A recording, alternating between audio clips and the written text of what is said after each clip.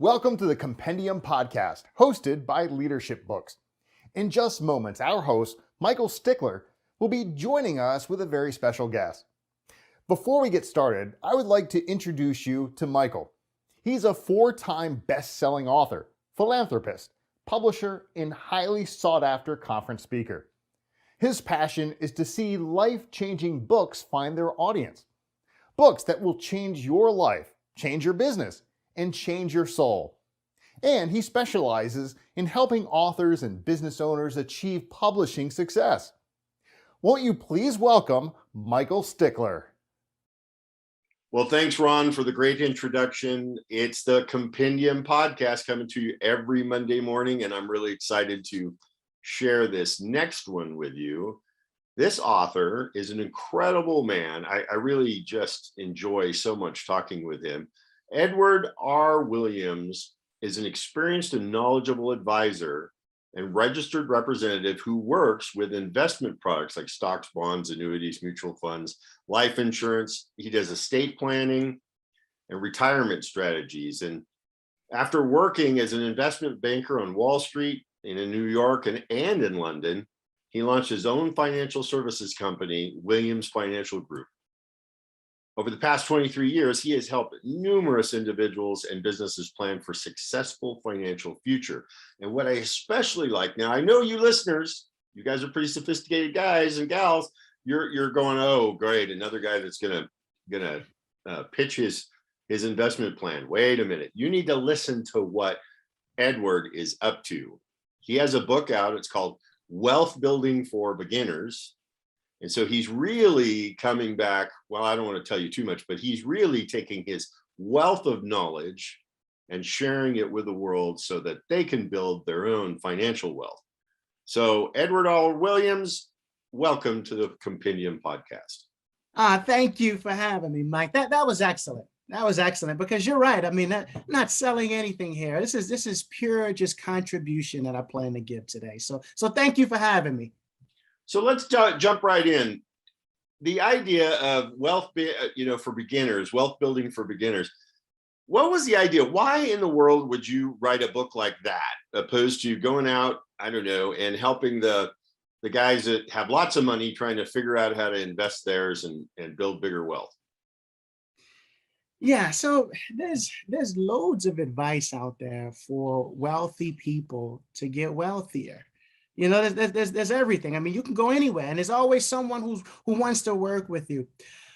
But the disconnect is if you're less fortunate and you don't have as much, where do you go? And typically what I found is the places that are targeting the middle to lower class, it's just a bunch of bad advice. It's bad advice all over the place. I mean, I can't tell you, Mike. I've heard some stories.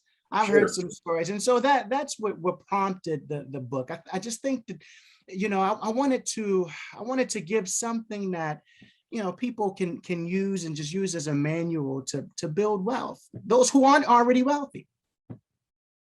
So are you talking about like professionals, working class people, blue collar, white collar? Who are we talking about as the target for your book? So the target for my book is everyone. It's everyone. It's blue collar, it's white collar, it's whoever wants more assistance in building wealth.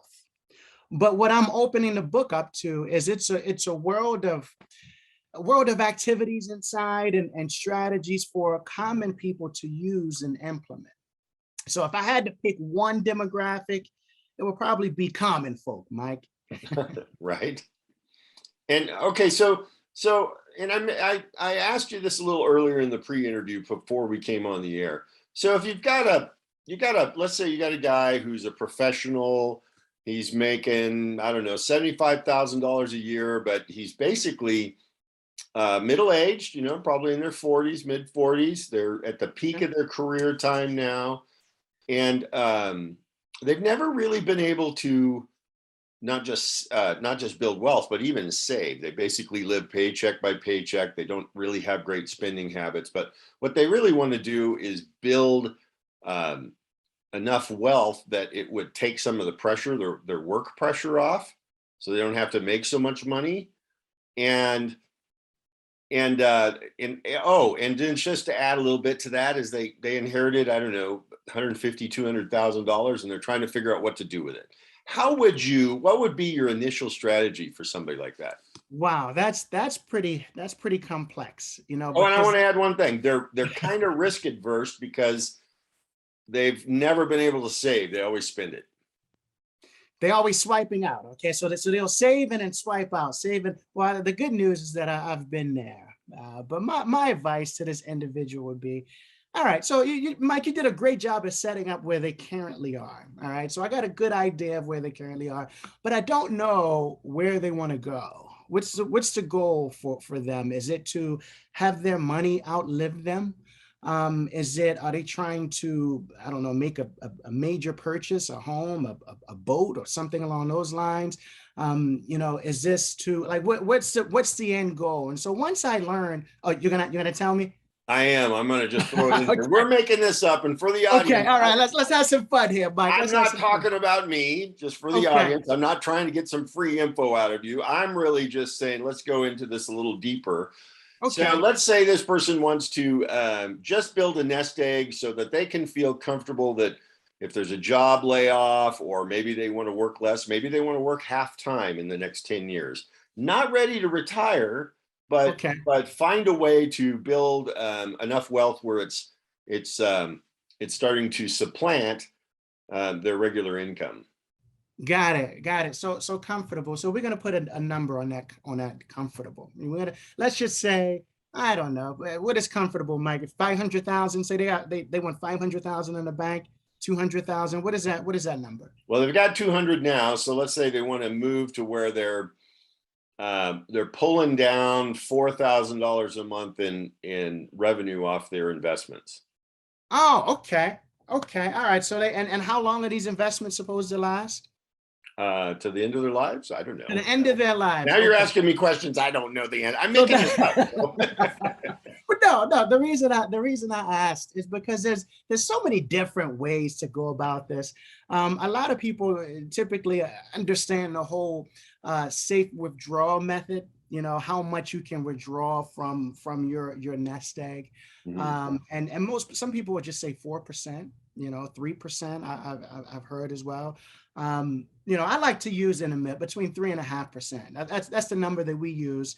And we say, okay, you got this nest egg.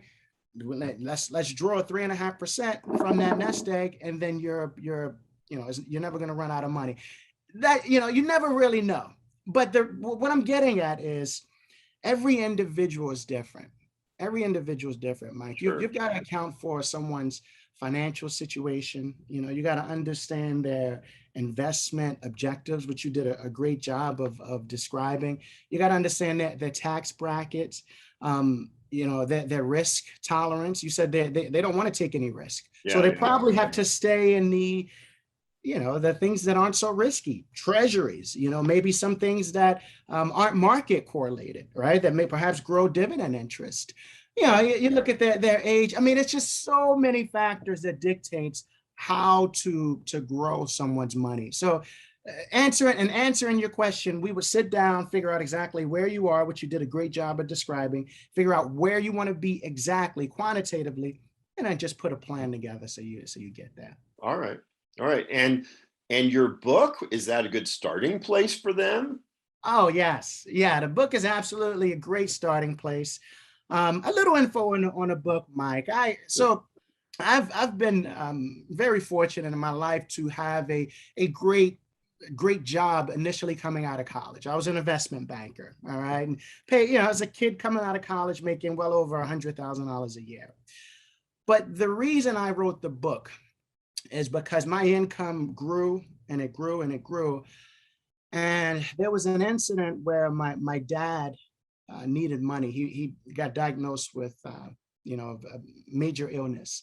Right. And he needed my money to help take care of mom. He needed support. And so he called me, and my dad is everything to me.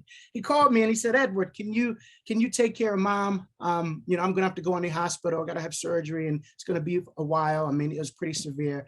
Yeah. And I said, sure, Dad. But then I looked at myself and I didn't have anything, right? Because I had all these symbols of wealth, but I never really had any creations of wealth. I mean, I had the cars, the great lifestyle, all these material possessions, but can I take care of mom for a few years? Right. And I couldn't do it. I couldn't do it. And so that was something that it really, I tried, and it drained my income, and I eventually hit rock bottom, and I had to build myself up again. And so that's the inspiration behind the book, because as I was building myself up, I was also notating and writing, and and I wanted to release a manual for people who hit rock bottom to get to where they want to be in life. So in your book, what are the aha moments? What are the takeaways that the reader is going to greatly benefit from? So the aha moments are, I guess when I realized, story I just told you, I realized that I was not successful. Although I looked successful, I was not successful because I only had these symbols.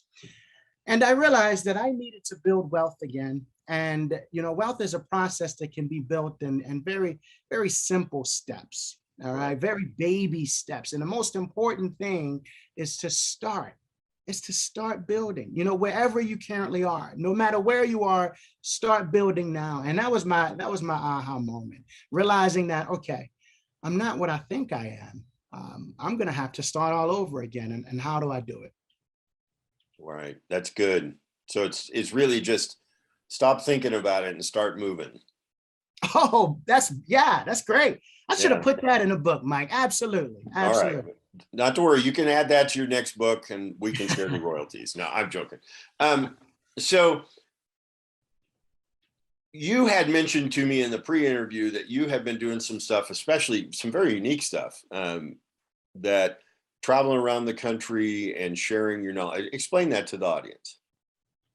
So now I'm currently working with the faith-based community. It's something that I'm most passionate about. In my most of my career, I'd spent doing, working with the overserved. And when I started my company. Wait a minute. What do you mean by overserved? Overserved. So if you have, I don't know, just to quantify it, say that you have over $1 million of income coming in every year. There's tons of people that's opening their arms and say, hey, come work with me. We can take care of you. I mean, right. I'd spent most of my career doing that. Right. And I realized that it wasn't my assignment. It wasn't my passion. And so I'd started my own company where I have a choice in who we help, Williams Financial Group now. And we help the faith-based community. And so, we travel to different churches and offer our insight and really try to help people build wealth and give them the resources, but not just an info session, because you can always get those. We have the systems, the accountability, the motivation behind it so that you can actually have real structure on how to build wealth. And that's what we do, Mike. So why the faith-based community? It's a community that I'm just most passionate about. I feel that they haven't been properly served. There's a lot of misinformation there. When I first got into helping this demographic, I would have people come into the office who from the faith-based community who wasn't, I guess they weren't where they should be. There's so many different some are great, some are very wealthy, sure. Some aren't wealthy. But I started serving this group because I feel that they need us most. I would have people come into our office. I remember one lady, she had this beautiful Lexus car. Right. Then I looked at her balance sheet and she was still renting. She had a landlord. And I'm like, how can you have a Lexus and a landlord? For years. Right. I can go on. There's tons of stories like that. And so I found that they just need our, they need our help the most. They need our help the most. And it's just a group that I'm most passionate about. That's great. That's great. And so what are you doing these days? Tell us a little bit about your organization.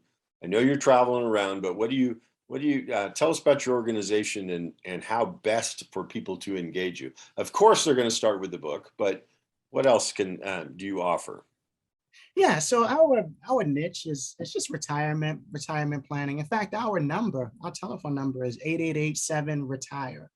All So right. we help individuals with retiring. So typically to retire properly, it takes some years of planning, and that's our niche. So we teach and educate clients on how to achieve never-ending chains of income, so that, as you said in the beginning, their money never runs out.